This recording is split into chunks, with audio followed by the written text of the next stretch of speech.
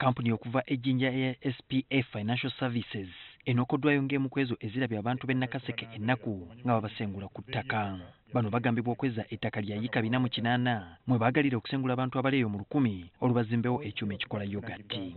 Bazze wange yasenga mu gwa 1980 nga sinnazaalibwa. Naye kati ku ssaawa zino batusenda. Omusajja yaggwayo dda, musajja muzibe. Olutalo luno bwe lwajja lwamutwalako maaso. Ate kaakati tutandika olutalo olw'okutugoba ku bibanja. Ensonga zino zizingiddemu n'omuwabuzi wa Pulezidenti mu by'amateeka Susan Abbo ng'ono yaliko omukulembeze w'abayizi e Makerere. Ono agambibwa okolagana ne ssentebe wa gombola ye Nakaseke John Mugerwa okulaba abatuuze b'eno ennaku. You kept on overextending, and this is a big question for us. What is the extent of your authority? Do you think you have all authority to do whatever you want just because the President has appointed you to handle land? My Lord, maybe if I may reiterate what I said, my role to go to the ground is not to leave things hanging. If there is a possibility of using my expertise to help them know what is supposed to be done and what is not supposed to be done. Abonga labiseko mu kakiiko kano okwewozaako agambibwa okuba nga yakozesa ekifo kye mu gavumenti n'atiisatiisa abatuuze nti singa tebakkiriza kakubajjutuka. Do you now realize the seriousness of what you did? My Lord, with all due respect, if what I did in witnessing these two people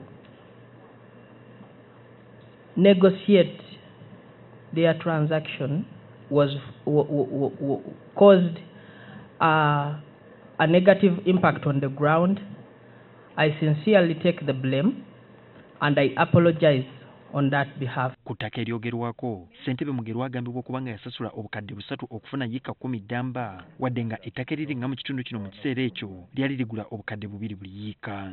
Owekitiibwa nti nagamba SPA nti yadde mugenda kuleeta enkulaakulana ku kitundu ne mulina okuba n'omukwano n'abantu. Akakiiko era kabuuzizza Mugerwa lwaki yalemerwa okulabikako gye bali omwezi ogwedde bwe baagendayo. The local LC chair sitting that was too low for you to attend. A big SC3 chairperson is too important to attend a commission hearing. So you decide that let them do what they want after what they're doing is not important. So, for example, we came, we had police with us. Why did you fear to come? We had police with us and protection. Why didn't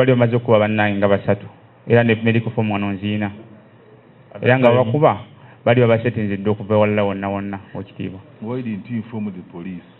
And to lead you to the place. Why did you not tell the police to come with you and those forms and tell us?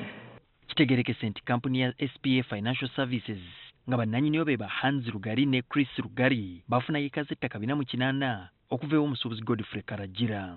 Kyokka ettaka lino kyazuulibwa nga ly'abatuuze e Nakaseke kuba bamaze emyaka n'ebisibo nga abamu balinako n'ebyapa.